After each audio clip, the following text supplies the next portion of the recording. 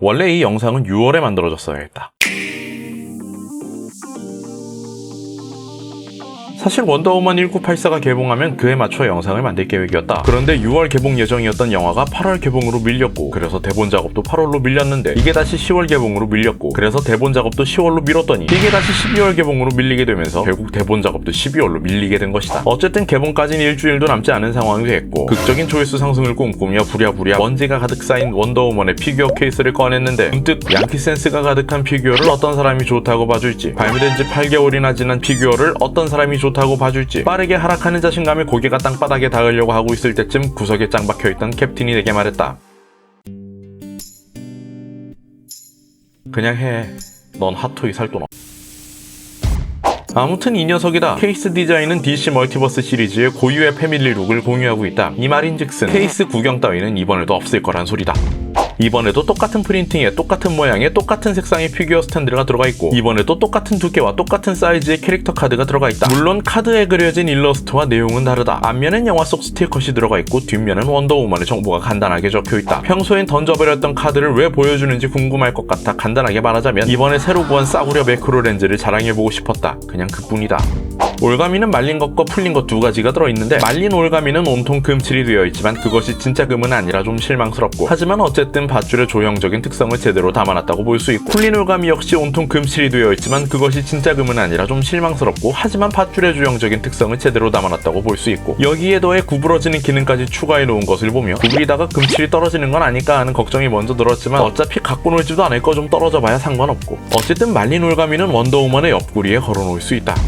원더우먼의 첫인상은 그렇다, 별로다, 만족스럽지 못하다. 원더우먼 개봉 특수를 어떤 식으로든 누려보겠다는 내 자신에게 죄책감이 느껴질 정도다. 머리, 그래 머리. 혹시나 이 제품에서 겔가돗의 모습을 바란 사람이 있었을까? 혹시나 그런 사람이 있었다면 단호히 말해줄 것이다. 나 참 양심 없는 아이구나. 그렇다, 난 참 양심이 없는 사람이다. 프로모션 사진을 통해서 어느 정도 예상은 했지만 왜 슬픈 예상은 틀린 적이 없나. 얼굴형이 너무 둥글다. 도색 수준이 어느 정도 괜찮은 느낌이라 더 아쉽다. 둥근 얼굴에 볼에 들어간 블러셔인지 그림자인지 모를 것과 어우러져 한층 나이든 인상을 풍긴다. 이 부분에 도색만 없었어도, 혹은 붉은색의 비율이 조금만 적었어도 꽤나 자연스럽지 않았을까? 머리카락은 배트걸과 자레스의 중간 그 어딘가에서 볼 법한 느낌이다. 이제 와서 하는 말이지만 애초에 맥팔레인 토이즈의 피규어들 중 머리카락 표현에서 크게 만족감을 준 피규어는 없었다. 원더우먼도 마찬가지. 컬의 표현에서 지난 자레스의 악몽이 떠오르는 것은 둘째치고, 머리의 컬러감이 너무 밝다. 머리가 좀 더 짙은 색이었다면 또 다른 느낌이었을까? 붓을 들어야 하는 걸까? 아니다, 주제를 알아야지. 망칠 게 뻔함으로 붓은 내려놓았다. 머리를 움직여보니 아쉬움이 한층 커진다. 분명 더욱 자유롭게 움직일 수 있는 관절 구조를 가졌음에도 불구하고 머리카락이 움직임을 망쳐놓는다. 좌우로 회전할 때도 위아래로 움직일 때도 모든 움직임에 있어 머리카락이 움직임을 망쳐놓는다. 하지만 플라스틱 덩어리로 구성된 머리카락을 가진 피규어에 피할 수 없는 숙명임을 너무 잘 알기에 뭐가 어찌됐든 내 머리숱보다 많기 받아들이고 넘어가자. 몸은 전체적으로 비비드하면서도 메탈릭한 느낌으로 도색이 되어 있는데, 확실히 무언가 레트로하면서도 강렬한 느낌을 선사하고 있달까. 세밀하지 않지만 갑옷의 질감도 표현하려 노력한 듯 보인다. 하지만 아쉽다. 왜요? 그래도 가슴과 배로 나눈 구조 덕에 움직임이란 측면에선 꽤나 이득을 보고 있으니 얼마나 다행인지.